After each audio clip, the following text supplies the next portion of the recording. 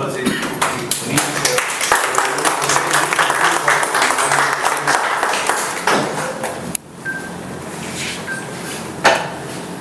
मैं D link के विस्बाडन के फोर्स्टन मिड लीडर और डे फुंके के मरकजी रहनुमा क्रिस्टोफ म्यूटर को स्टेज पर आने की दावत देता हूँ।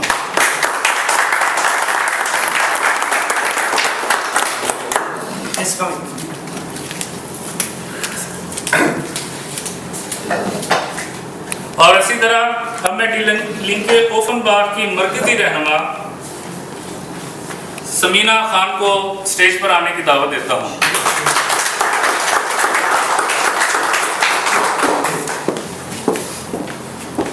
और अब मैं आज के मेहमान खुसूसी जो कि पाकिस्तान से खुसूसी तौर पर इस प्रोग्राम में शिरकत के लिए आए हैं, साथी डॉक्टर लाल खान को स्टेज पर आने की दावत।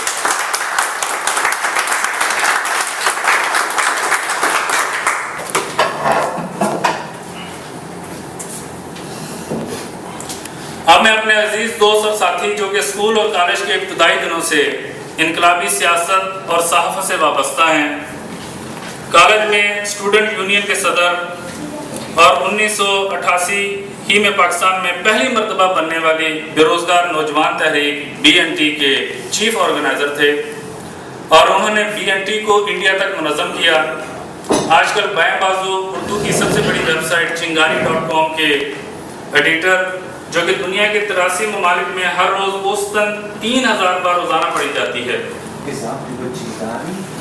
चिंगारी.com के इसके साथ ही चिंगारी.com जर्मनी के सदर साथी मौजम काज़मी को मैं अपने ख्यालात का इज़हार करने के लिए स्टेज पर दावत देता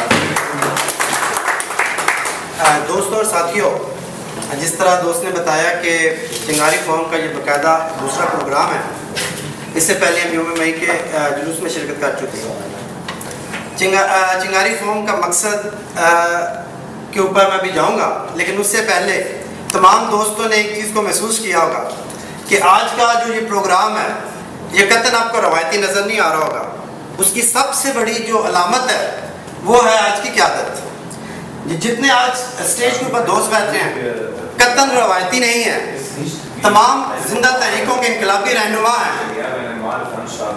ड्राइंग रूम में बैठकर कोई मजमून लिख देना, वाक़यात को टेलीविज़न और रवायती मीडिया को पढ़कर कोई किताब लिख देना कोई बड़ा मार्का नहीं है। हम इसको नहीं समझते। मैं समझता हूँ कि सबसे बड़ा अहम तरीन जो मार्का है, जो ज़रूरत आज की सोसाइटी की, जो ज़रूरत आज मेहनत कश तबके को, वो है कि हम वाक़यात को रूनुमा होने से पहले उसका तयन करें।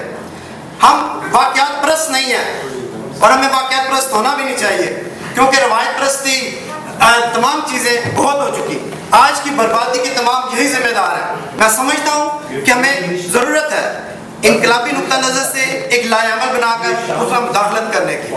हमें चढ़ते सूरज को सलाम नहीं करना, हमें दरिया के बहाव नहीं बहना, बल्कि दरियाओं के मुखालिफ सिमत उनका सीना चीरते हुए उन्हें मोड़ने की ज़रूरत है। और आज की क़यादत ये चीज़ साबित करती है। आज रूस टूट गया, आम रवायती मीडिया, अखबार, टीवी सब कह रहे हैं सोशलिज्म खत्म हो गया, मार्क्सिज्म चला गया। बहुत सारे लोगों ने इसको कहा यस, लेकिन शायद दोस्तों को ये पता नहीं है कि जब 1923 के अंदर तीसरी इंटरनेशनल के अंदर जोसेफ स्टालिन जब जनरल सेक्रेटरी बना तो ट्रोट्स्की ने किताब लिखी थी बिट्रेयल द रेवोल्यूशन। उसने कहा था कि मजीद 70-72 साल बाद रूस टूट जाएगा। ये थी इनकलाबी।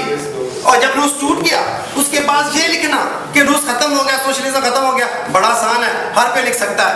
पाकिस्तान के अंदर आज एक खूनी जंग जारी है, दबा के कत्लगरी का बाजार गर्म है, आग व खून की लपेट में पाकिस्तान है। तमाम मीडिया लिख रहा है, अखबार, जंग, जियो, ARY, तमाम मीडिया ने लिखा कि दहशतगर्दी है, कैसे कंट्रोल किया जाए।